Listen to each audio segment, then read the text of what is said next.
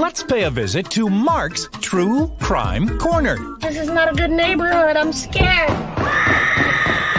Now, here's your host, Mark Thompson. Well, I'd like to welcome Courtney in. She's the regular, as you know, abiding interest in true crime. And the gentleman you see there is Thomas Jacobsen. Tom, who I'm sure doesn't like to be called Tom. Maybe, Tom, can I call you Tom or not? Absolutely. Ah, there you go. How about it? All right. He is an attorney who worked on behalf of the victims' families in the Jeffrey Dahmer murders to get them financial compensation. And I should say he worked quite successfully, won the case for, I believe it was 8 of the families, was it, Tom? Yes. Yeah, 8 of the families. And Courtney, you point out in relation to Tom Jacobsen, our guest today, that he's particularly incensed by this series that I guess has become very popular. And he's thinking, and I'll let Tom speak also, but Courtney was really sharing with me how Thomas Jacobsen feels that some of those monies that are associated with this series should go to the families, the victims' families. Yeah, and I can let Thomas speak to that. I believe there was a letter written to the Wrap that we can talk about. But I also know that Thomas's work goes back to the beginning of these crimes and the profiting that was happening over the course of many years, including some of the homes in which some of the criminal activity took place and some of the things that were taken from the apartment when ultimately Jeffrey Dahmer was arrested, I believe, July 23rd, 1991. What about that, Thomas? What does that refer to? I didn't realize that things were taken from the home. All right. Well, basically, you had to start by getting judgments. And so the first lawsuit I got was shortly after Dahmer's crimes were discovered in 1991. The first person that retained me when we brought the lawsuit suing Jeffrey Dahmer, I would be willing to sue for any of the families, Jeffrey Dahmer personally.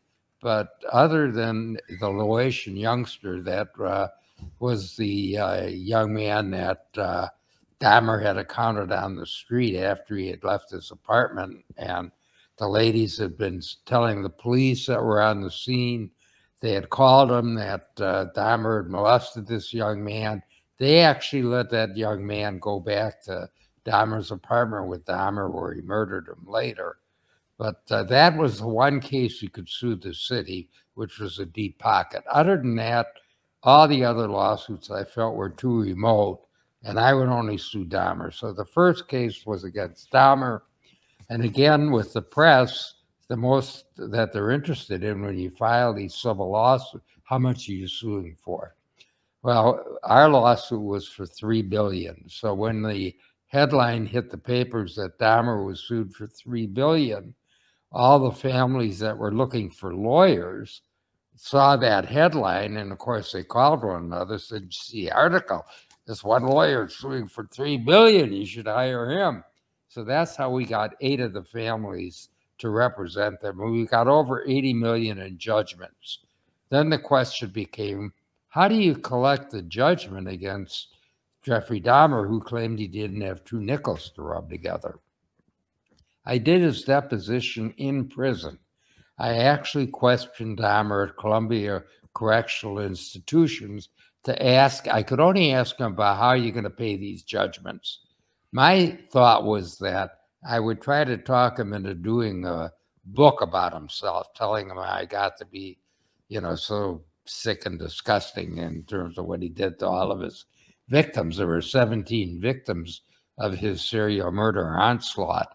And then what we would do is have him, I would sell the interview and I would videotape him as he talked about what he did. And I actually came out here to LA, got $1 million contract on the table. But then Dahmer's father, he wanted the money. He wrote the book. He got $150 million from Morrow as an advance for the book. What? He got $150 million? 150,000. Okay, thank you. I'm sorry. For the advance for the book. That's still outrageous, but yeah, it was outrageous. Everybody was exploiting the story. If you remember back to those days, you know, there were trading cards, there were comic books, there were books, there were movies, all these attempts to exploit the families to make money off the tragedy of what Dahmer had done to the victims. Can I just take a moment here and ask you, Tom, you are so close to these families. Give me a sense of, I think we have an idea, kind of the same way we do Charles Manson, about this guy who, you know, is so awful. We know his victims were lured in, I guess, and then there's cannibalism and all this stuff. But I think the real sense of precisely what happened, we probably can't go through the whole thing here, but give me a sense of these victims, since you directly with their families, who they were, the kind of person they were. What was the profile of the sort of victim that would fall into Dahmer's world? Well, they were mostly gay. They were all minorities. They were poor. A lot of them were hustlers. I mean, Dahmer did get them at gay bars. He got them on street corners. He would offer them money to come pose at his apartment. And then once he lured them to his apartment, he would drug them. And then after they passed out, he wanted to control them. And the way he did that was he decapitated them. He basically kept their body parts, their skulls. I mean, it was pretty disgusting what he did. With that Laotian youngster that he did on the street, he actually lobotomized that young man before he murdered him. So it was very traumatic for the families. Can I ask also another question, Courtney? Sure. Maybe you can speak to this. How can this guy do all of this stuff? Weren't there neighbors? Wasn't there? It's a weird fact that nobody else is aware of this. Even like as I say, somebody else who lived in an adjoining apartment type thing. Oh no, there were complaints. The neighbor of Dahmer's, there was a terrible smell that was coming out of his apartment from the bodies that had been decomposed, and they complained to the apartment manager. I interviewed the apartment manager, and he said Dahmer always had a plausible, you know, excuse that a rat had gotten in and decomposed, or that fish had decomposed that he had failed to throw out. And they had spoiled. So he had all of these very plausible excuses for what he did. He was actually stopped on 2 or 3 occasions by the police. The first time he was stopped, he had the body in a sack on the back seat of his car. He was stopped for going over the center line. And he was able to talk to the police. They never looked in the back seat, and they let him go. They gave him a ticket, and that was all that happened to him. And another occasion, basically, there was a complaint of a person that had actually escaped from him after he had him in his apartment. He had complained to the police. When the police came, Dahmer, again, he gave an explanation of what happened, and the police bought it. With the Laotian youngster, he went back to the apartment with him, and the police followed him. Dahmer showed them pictures showing that they were lovers, and they bought into that it was a lover's bet.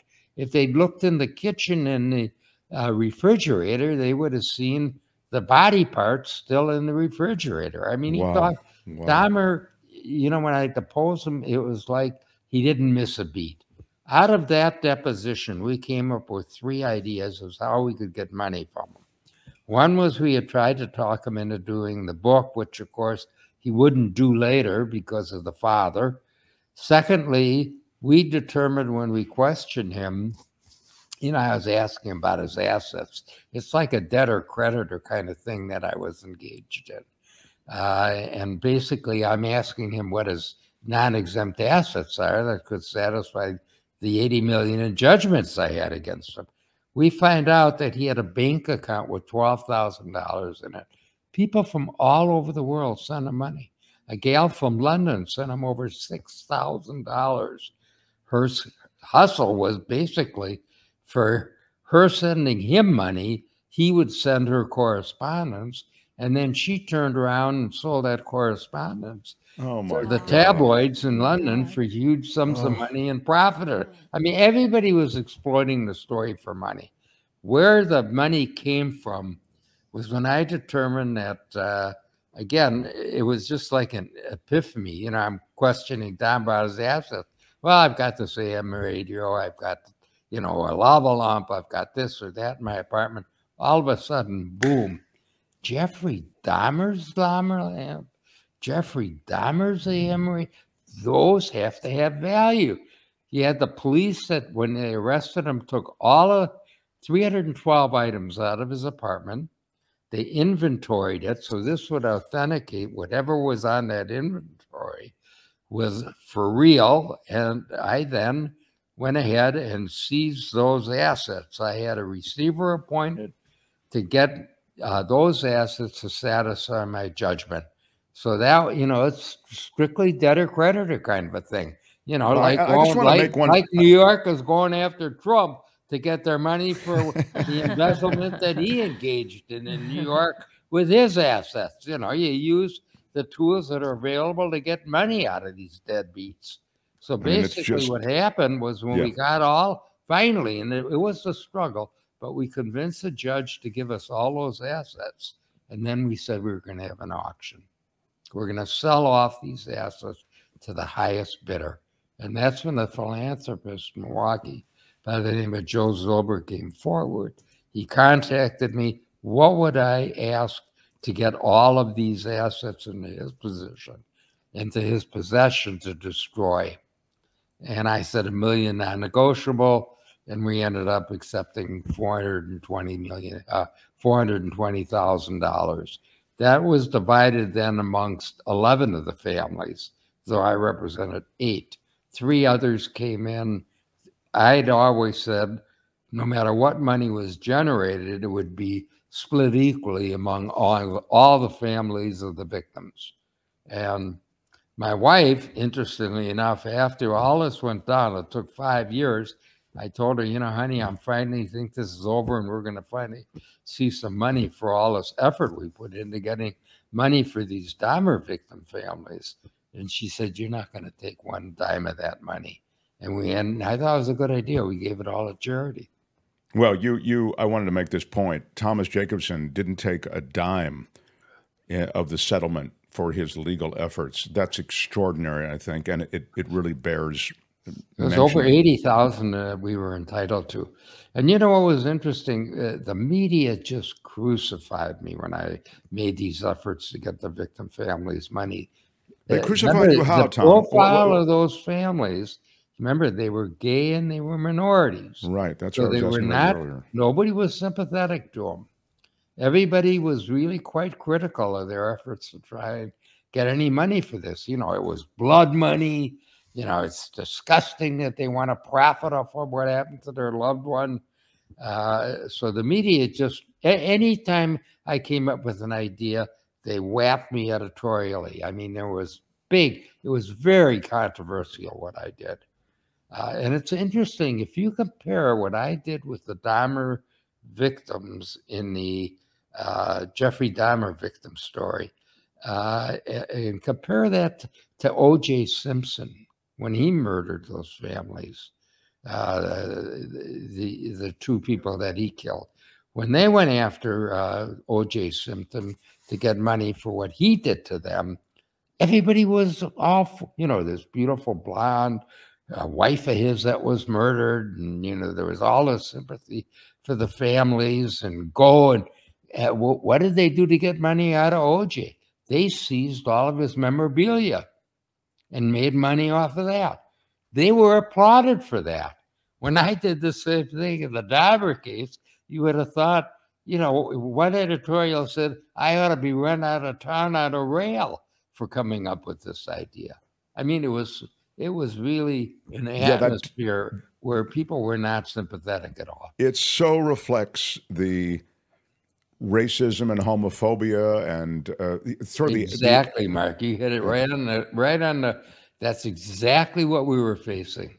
I mean, look at the cops that turned the Luitian youngster back to Dahmer. You know what when they were going back to the station on their radio. There was a tape where they're talking to one another. saying, well, we have to delouse ourselves before we come back to the station. And those officers, after having done that, when they were suspended, a judge reinstated them, gave them their back pay.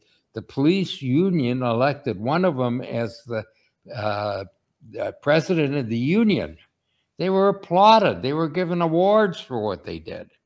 Yeah, that was what is Quesadilla 79. So the cop that returned the victim to him was promoted years ago. Yeah, it was just awful.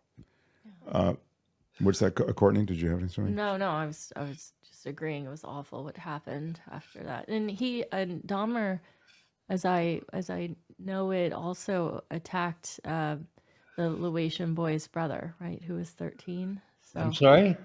That he had also sexually assaulted the Laotian brother. Yes, the younger brother. That was, and he was arrested, and he was put in jail for that. But the judge let him out early.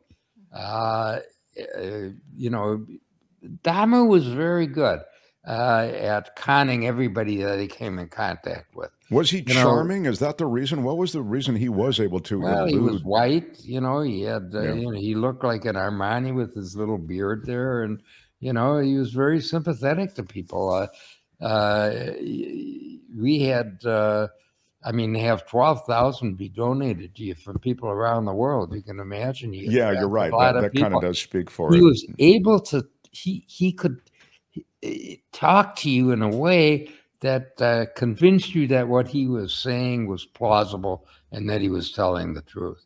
I mean, he never missed a beat when I questioned him in the deposition I took when he was in prison.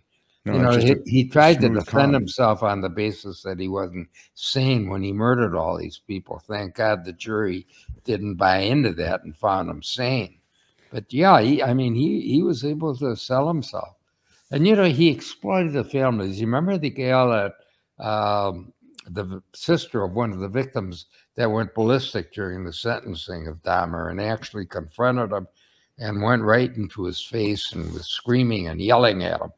That young lady was cloned in the Jeffrey Dahmer story.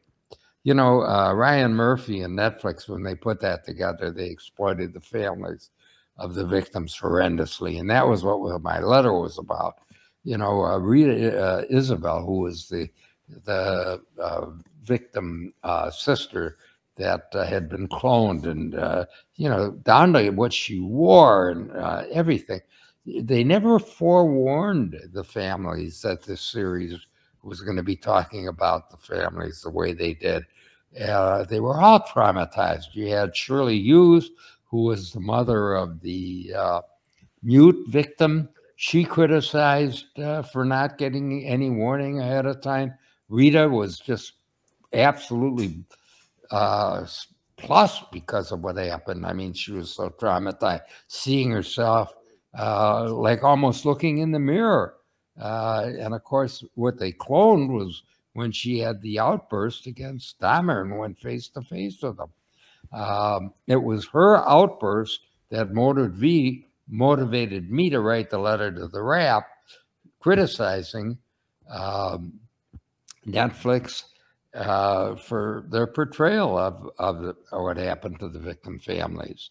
Yes, Ryan Murphy, what he wanted to do, he wanted to have a memorial in Milwaukee that he was willing to pay for the honoring the victim family. Well, you know, that's the last thing that there's Rita. That's Rita Isabel.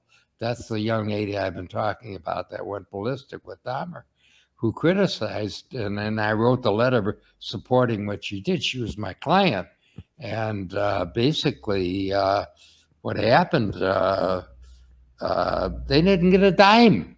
You know, do you know that there was when that series aired, there was over 1 billion hits to the Jeffrey Dahmer story. That's how it was, like #1 every cable show when that series was being run. I mean, it was just watched by everybody. Well, you know, true crime people, they can never, you know, they have an insatiable appetite, you know. Yeah, I live with one. For the gore and for the, you know, bizarre. And so basically, there's a huge audience for these kind of stories. And I criticized them for, first of all, it's the last thing that the families wanted was a memorial. What you should give the families is some money of the profits. Right. So that was what I, told Netflix to do. You couldn't sue them. That was all protected under the First Amendment.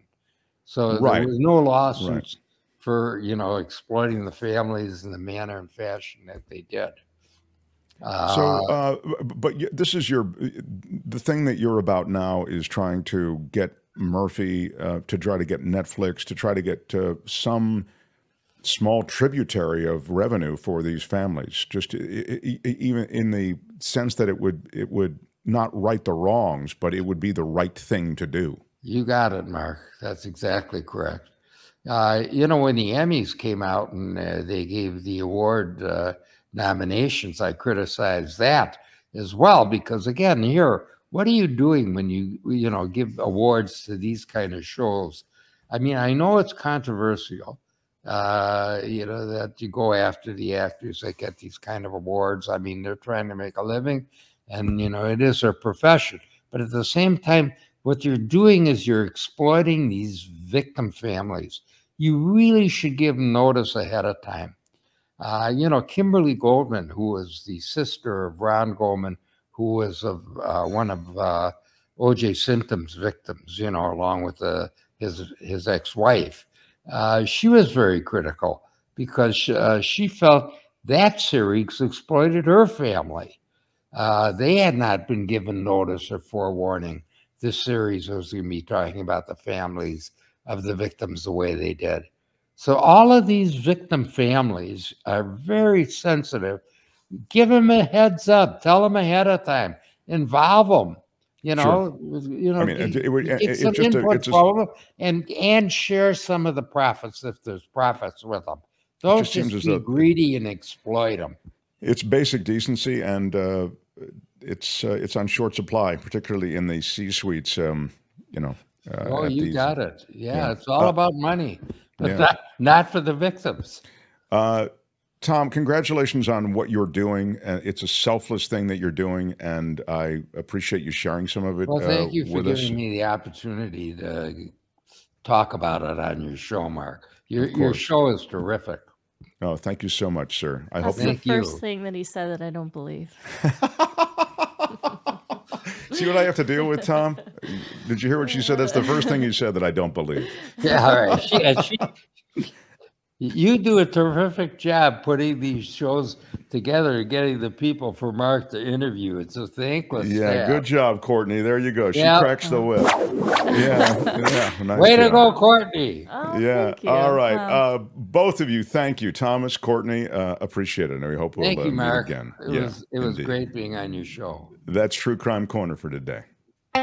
True Crime Corner, only on The Mark Thompson Show. Hi, it's Mark, and I thought that was great. Hit the notification bell. You'll know whenever there's a new video being dropped, and please subscribe to our channel to help us save the universe.